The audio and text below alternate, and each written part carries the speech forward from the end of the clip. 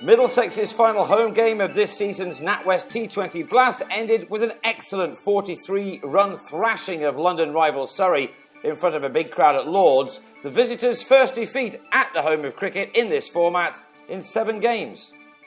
Owen Morgan won the toss and batted, and Nick Gubbins flicked the 4th ball of the night, delivered by Jay Dernbach, for 6. But 2 balls later, the bowler exacted his revenge as the left-hander dragged a wide ball back onto his stumps. While this may not have been the best ever tournament for Middlesex, the form of John Simpson has impressed, and he hit a couple of early boundaries before depositing Azhar Mahmood over square leg for this maximum. Ever since the keeper has been promoted up the order, he's looked good, and he went to town before the end of the 6 overs of power play, taking the Curran brothers all over the park to race up to 43, made out of a score of 59 for 1 at the end of the first 6 overs. The Surrey spinners came on and threatened to put the squeeze on until David Milan had seen enough and swung Zafar Ansari into the distance.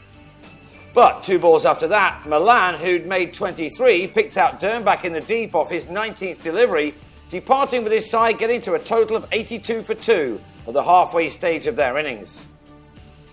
Simpson had been quietened down by the combination of Ansari and Gareth Batty, but his latest 50, his 3rd of this campaign, was reached off his 36th ball. He struck 7 fours and 1 6 and had laid an excellent platform for his team. Alas, he was out for 53 with a total of 97 in the 13th over when he chipped Sam Curran out to Ansari in front of the grandstand. That brought in James Franklin, who meant business from the moment he belted his 3rd delivery, this one from Tom Curran, into the mound stand. The Kiwi loved the bowling of the older Curran, and the Surrey man's last 4 deliveries were all sent crashing to the boundary rope, Middlesex with the 150 up at the end of the 18th over, one which cost 19 runs.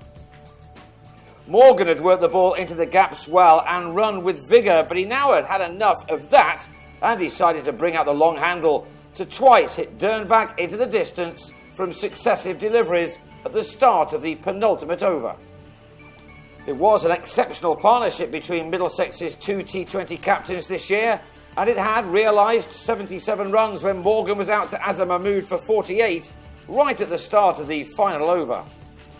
Franklin followed suit 3 balls later, but only having smashed 41 off 23 balls, which ultimately helped Middlesex to a challenging final total of 185 for 5 from their 20 overs.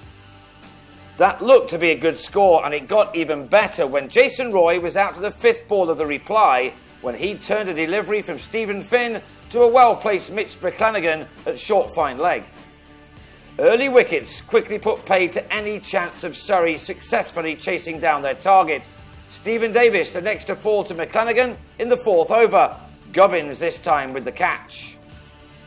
The last time Finn played in this format, he took a career-best 4-for in the hammering for Essex in Richmond, and he had a 2nd wicket here in his 3rd over as Ben Foakes was caught by Milan. And Surrey were as good as dead and buried by the end of the power play, in which they made 34 for 4, a 2nd success for McClanagan as Rory Burns mishit to Morgan. The visitors' only hope now rests with Kumar Sangakkara, who swept Ollie Rayner for this 6. But when the Sri Lankans searched out Milan at the start of over number 11, Surrey were left swimming against the tide on 63 for 5. Ansari then cleared the rope off Rayner, only to lose Azhar Mahmood at the end of the same over, the 12th, as the bowler pounced a chance at the 2nd attempt. Finn was fantastic again, ending with 3 for 17 from his 4 overs as he came back on to remove Ansari for 17, Rayner with the catch this time, as Finn's pace caused more problems. It was now just a matter of completing the victory. The parsimonious Neil Dexter had Tom Curran caught at short fine leg by McClanagan, before the all-rounder yorked Batty to leave Surrey 9 down with only 117 runs on the board. Dexter's 4 overs bringing him figures of 3 for 12. It left the South Londoners way too much to do, and they ended on 142 for 9 to lose by 43 runs, a result which sent most of the crowd away very happy.